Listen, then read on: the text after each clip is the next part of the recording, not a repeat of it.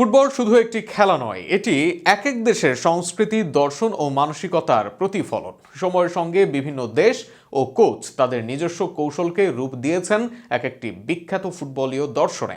এ যেমন শতাব্দী বছরে ফুটবলের সবচেয়ে সফল দল ব্রাজিল, যারা ফুটবলে এনেছে যুগো বনিতাকে। কি এই যুগো বনিতা, এরকম আর কি দর্শন আছে ফুটবলে, তা নিয়ে থাকছে প্রতিবেদন। ফুটবল গোলের খেলা। দিন শেষে যে দল গোল করে বেশি তারাই পায় জয়। কিন্তু কয়েক শত বছর পরে এসে ফুটবল এই সাধারণ সমীকরণে আটকে থাকেনি। এখন গোলের জন্য আসে অনেক বিশ্লেষণ। এক এক দেশ ফুটবলকে নিয়ে আসেন নিজেদের দর্শনে, আর সেখানেই বিভিন্ন দেশে তৈরি হয়েছে ফুটবলের নানা সংস্কৃতি। ব্রাজিলের যুগবনিতা বা সুন্দর খেলা দর্শন ফুটবলের সবচেয়ে রোমান্টিক ধারণা। ব্রাজিল ফুটবলের দেশ। দেশটির রাস্তাঘাট, সমুদ্র তীর আর ফাভেলা সংস্কৃতি থেকে উঠে এসেছে সৃজনশীল, মুক্ত ও ছন্দময় ফুটবল। সেই ছন্দময় ফুটবলই নাম পেয়েছে যুগবনিতা নামে। পেলে, জিকো, রোনালদিনহো থেকে নেইমার, যুগে যুগে সবাই এই দর্শনকে বহন করে এসেছেন।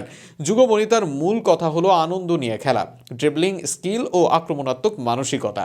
যুগবনিতার মূলধারা, যে দর্শনে ফলাফলের চেয়ে খেলার সৌন্দর্য এখানে বড় হয়ে ওঠে।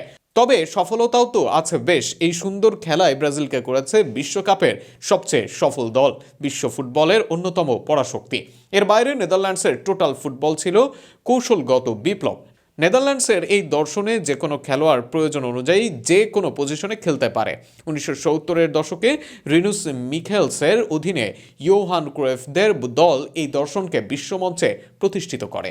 সাবেক আয়াক্স ও বার্সেলোনা তারকা নিজের এক দর্শন আবিষ্কার করেন, যেখানে কারো পজিশনেই ছিল না নির্দিষ্ট।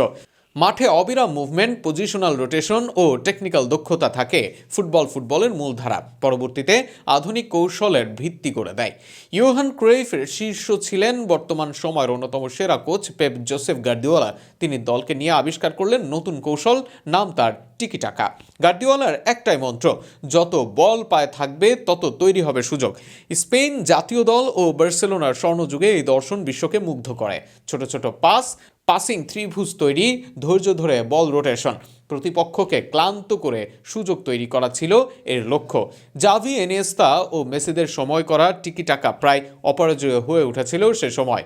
2008 থেকে 2012 সময় স্পেন টানা 2 ইউরো ও 1 বিশ্বকাপ জিতে এই দর্শনের শ্রেষ্ঠত্ব প্রমাণ করে। অন্যদিকে জার্মান ফুটবলের কৌশল পরিচিত গেগেন প্রেসিং ও শৃঙ্খলাবদ্ধ আক্রমণাত্মক ট্রানজিশনের জন্য। জার্মানির ফুটবলের শারীরিক সক্ষমতা, ট্যাকটিক্যাল সংগঠন ও দলগত শৃঙ্খলা বড় শক্তি। বল হারানোর সঙ্গে সঙ্গে দ্রুত প্রেস করে পুনরুদ্ধার এবং বল পাওয়ার সাথে সাথে গতিকে কাজে লাগিয়ে দ্রুত আক্রমণ। 2014 বিশ্বকাপে জার্মানির সাফল্যে এই কৌশলের প্রভাব স্পষ্ট ছিল। একই সাথে এই কৌশলে জার্মানরা খেলে দাপুটে ফুটবল। বিশ্বের অনেক দলকে এই কৌশল অবলম্বন করতে দেখা যায় বর্তমানে। সব মিলিয়ে বিশ্ব ফুটবল টিকে আছে নানাবিধ দর্শনে। এক এক দর্শন এক এক সময়ে ছিল বেশ জনপ্রিয়, আর এই দর্শনের ফুটবলের কৌশলই মুগ্ধ করেছে ফুটবলের পার সমর্থকদের। একই সাথে দলকে এনে দিয়েছে বিজয়।